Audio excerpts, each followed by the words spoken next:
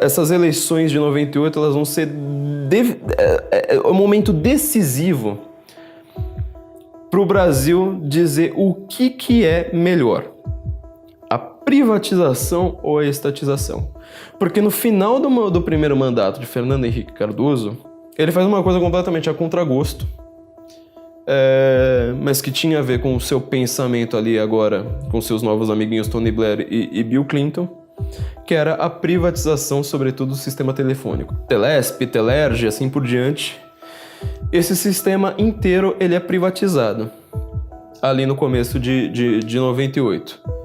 O discurso do PT foi mais do que apocalíptico, quer dizer, ele acreditava que o pobre não teria mais telefone. O problema era, o pobre não tinha telefone. Era um discurso, era um não problema, uma coisa no qual o PT é hiper especialista até hoje. Ele cria um não problema, como por exemplo hoje a desigualdade salarial entre homens e mulheres. Não existe nenhuma mulher em nenhum cargo deste país que ela fala assim, olha, eu tô aqui na mesma função, no mesmo cargo que um colega e eu recebo menos do que ele. Nenhuma, não existe isso. A lei não permite isso. Mas ele tá lá falando o tempo todo disso. Naquela época ele fez a mesma coisa, ele criou um não problema. Ele falou assim, nossa, o pobre não vai ter telefone. Mas o pobre não tinha telefone.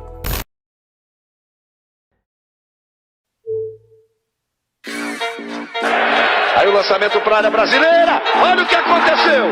Olha o que aconteceu. Gol! Zidane! Vem aí novas medidas para combater o nosso vergonhoso déficit público, que cresce como uma bola de neve. Essa reforma da Previdência não pode ser delongada, pode demorar, porque ela ajuda a consolidação da economia brasileira. Depois de 4 anos de governo FHC, o Brasil estava pronto para entrar em recessão. O clima era de ansiedade. Apesar do sucesso do Plano Real, ainda havia medo de que a inflação voltasse. Ninguém sabe!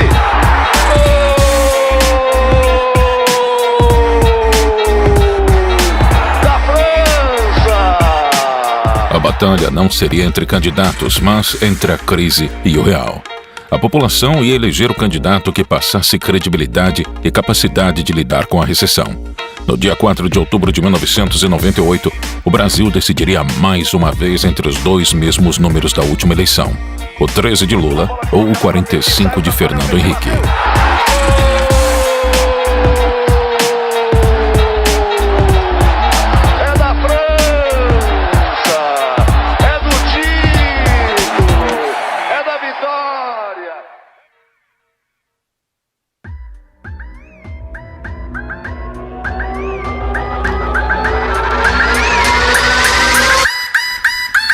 Prometo manter, defender e cumprir a Constituição.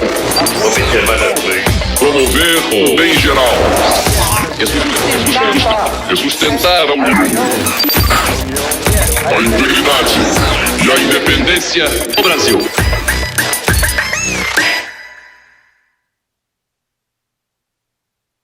A declaração é do presidente Fernando Henrique Cardoso e foi feita no primeiro dia da visita dele à Suíça. Ele se encontra com empresários e banqueiros para atrair novos investimentos. O principal compromisso do presidente será o Fórum Econômico Mundial, na cidade de Davos. Durante os 4 anos do governo de Fernando Henrique, a inflação foi controlada. Empresas de outros países investiam no Brasil e estatais foram privatizadas. Apesar da confiança no real ser baixa, o Brasil parecia estar respirando. O presidente Fernando Henrique fala com otimismo sobre o futuro. Diz que o país está conseguindo driblar os efeitos da crise da Ásia. Entretanto, essa prosperidade era artificial.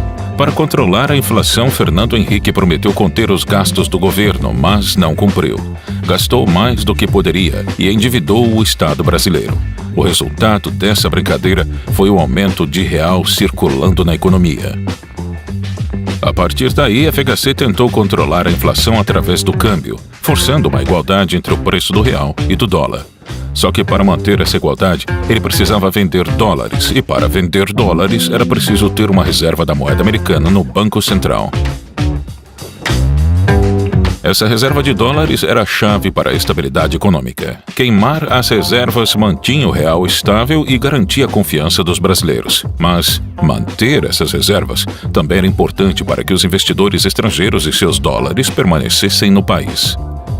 No meio de toda essa instabilidade, a situação econômica brasileira foi agravada pelas crises mexicana, asiática e russa. O problema, segundo os analistas, é que o olho do furacão está na Rússia e na Ásia. Mas os investidores estrangeiros parecem enxergar a instabilidade no Brasil com os mesmos olhos que examinam a fragilidade econômica da Rússia e da Ásia.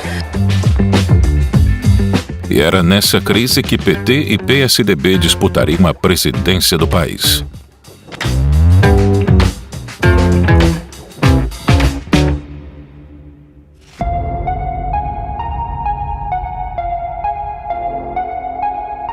Você sabe que é possível crescer sem inflação. Está na hora de um governo corajoso, que faça a reforma agrária de verdade e que não aceite um brasileiro sequer com fome. O discurso de Lula era cansativo. Era a terceira eleição que o revolucionário socialista gritava as mesmas propostas: revolução agrícola e social e reforma trabalhista.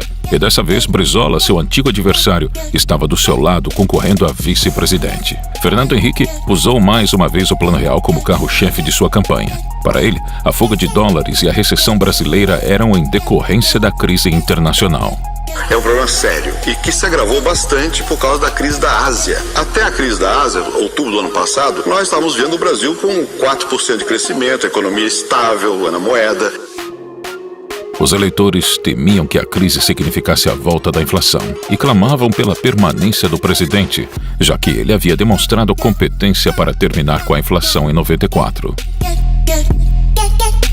Ciro Gomes corria por fora na terceira via, mas ele não teve espaço. Suas propostas focaram no desemprego e na mudança de estratégia para sair da recessão. Não entrou em grandes detalhes e ligou sua campanha à sua experiência administrativa em outros cargos políticos no Ceará. O padrão da eleição passada se repetiu: polarização entre PT e PSDB. Os candidatos do PT, Luiz Inácio Lula da Silva, e do PPS, Ciro Gomes, explicaram hoje em São Paulo por que consideram importante que a eleição para presidente tenha segundo turno. Para eles, isto permitiria um maior debate dos problemas nacionais. De que o debate, muito menos para você saber quem ganha ou quem perde, é para você permitir que a sociedade possa fazer juízo de valores. Isso não se permitiu. O presidente da República, ele não quis debate antes, durante, não é apenas com os candidatos, não. Ele não quis debate com a sociedade brasileira. Naquele ano não houve debate. FHC se recusou a participar das transmissões televisivas para dar atenção à crise econômica que ameaçava o país. E como a legislação eleitoral não permitia debate sem a participação de todos os candidatos, as campanhas de 98 se resumiam ao horário eleitoral gratuito. A estratégia de FHC deu resultado. Há 11 dias da eleição, o presidente Fernando Henrique adverte o país que vai tomar medidas duras. Num discurso de 20 minutos, hoje no Itamaraty, o presidente defendeu a reforma da Constituição e cortes nos gastos. O prejuízo tem de parar. O Estado tem de caber dentro dos recursos que a sociedade lhe dá e tem que utilizá-los da melhor forma possível. Ele foi o candidato que mais apareceu na mídia por ser o atual presidente e estar presente diariamente nos noticiários, enquanto os outros candidatos só apareciam no horário eleitoral. Enquanto o governo tem 10, eu que sou o segundo tenho 1, o Ciro que é o terceiro não tem nada, o Enéas desapareceu. Ou seja, é campanha de um candidato único. Foi uma corrida eleitoral sem grande cobertura da mídia, sem escândalos e sem surpresas. Todos queriam a reeleição. As pesquisas de intenção apontavam a vitória fácil de Fernando Henrique no primeiro turno. Vamos ver o desempenho dos candidatos nas outras pesquisas realizadas até agora. Veja, Fernando Henrique começou com 33, chegou a 49, 47 e voltou a 49. Lula partiu com 28, caiu para 21, subiu a 25 e agora tem 24. O voto nas próximas eleições. Quase 60 milhões de brasileiros votarão através da urna eletrônica. Vamos saber como? Primeiro você vota em deputado federal. Digite o número do candidato. 4 algarismos. Aparece na tela número, nome, foto e o partido. Você confirma o voto apertando a tecla verde. Depois deputado estadual. Em Brasília é deputado distrital. São 5 algarismos. Você tecla confirma. Tudo certo e você confirma. Tecla verde. Você votou e fortaleceu a democracia. Voto eletrônico.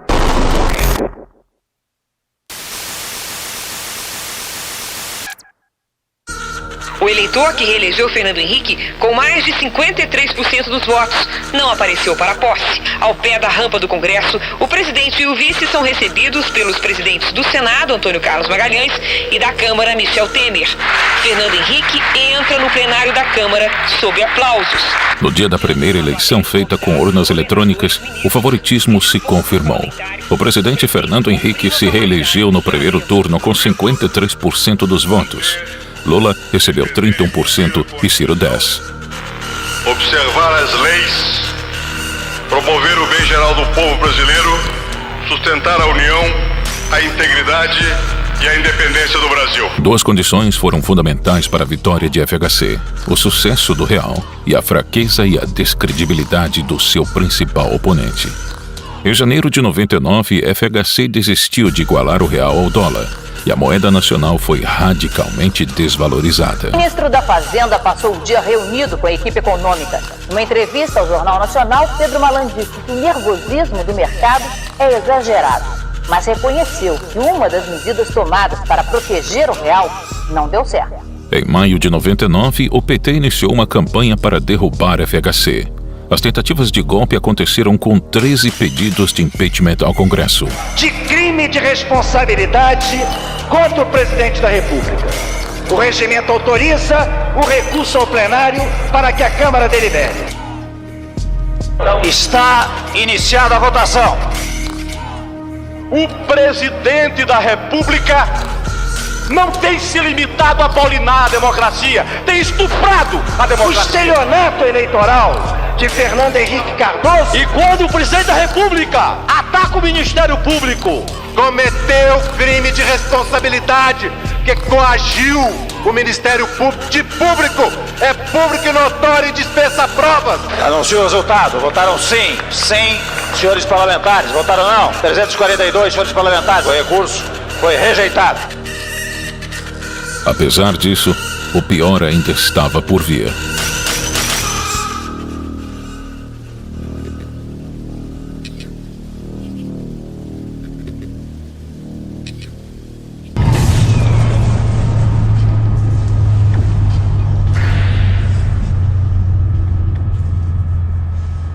Na noite de quinta-feira do dia 11 de março de 1999, mais de 50 milhões de pessoas ficaram sem luz. Um problema na estação de Furnas, em Bauru, cortou a energia elétrica por 40 minutos nos estados de São Paulo, do Rio de Janeiro, Espírito Santo, Paraná, Santa Catarina, Rio Grande do Sul, Mato Grosso do Sul, Goiás, Minas Gerais e Acre, além do Distrito Federal. Até o Paraguai foi afetado. A hipótese de o problema ter sido provocado por um raio foi afastada depois de 6 meses de investigação. O blackout ocorreu por falhas no Operador Nacional do Sistema Elétrico, ONS. A falta de investimento no setor de energia obrigou a FHC a criar uma campanha de racionamento em 2001. O risco de novos apagões ameaçava o Brasil. Com esses números, o mês de julho não vai haver apagão. E se continuar assim, vamos superar essa crise sem nenhum apagão. Além da economia de energia, uma outra preocupação é com o nível dos reservatórios. De acordo com a Câmara de Gestão da Crise de Energia, o nível está um pouco acima do esperado pelo governo. E eu quero mesmo anunciar, em 2002, que nós superamos para sempre essa crise. Porque nós continuamos construindo, melhorando a nossa capacidade de produzir energia. Então vamos superar de uma vez por todas. Mas mesmo assim, no dia 21 de janeiro de 2002, o novo blackout atingiu 10 estados brasileiros. 1h35 da tarde, o começo de um dia de caos em São Paulo. As estações ficaram às escuras, os trens da CPTM e os trólebus também pararam. Resultado, fila para conseguir um ônibus. Com os semáforos apagados, o blackout provocou confusão também no trânsito. As linhas linhas do metrô e da Companhia Paulista de Trens Metropolitanos ficaram interrompidas. A Avenida Paulista, centro financeiro da cidade, ficou congestionada. Luz de velas também no aeroporto de Congonhas, onde os avisos luminosos foram substituídos por papel. Em São Paulo, a queda foi mostrada ao vivo pelo jornal Hoje, que estava no ar. Temos um problema técnico aqui nos nossos estúdios. Em Vitória, Espírito Santo, a falta de sinais provocou acidentes num cruzamento. 3 pessoas ficaram feridas. Em Campo Grande, Mato Grosso do Sul, acidentes em vários cruzamentos. No Rio de Janeiro, o engarrafamento atingiu de uma ponta a outra a Avenida Presidente Vargas, no centro da cidade. Houve tumulto na saída do metrô. As estações foram fechadas. Nós saímos pelo trilho, estão pulando a porta do trem pelos trilhos. Com a falta de luz, muita gente ficou presa no elevador. Nesse prédio aqui, uma senhora está há mais de 1 hora aguardando a operação dos bombeiros. Segundo a direção da usina de Itaipu, o problema não foi na geração de energia, mas na transmissão. 13 das 18 turbinas pararam de produzir automaticamente. Caos total, né? Caos total.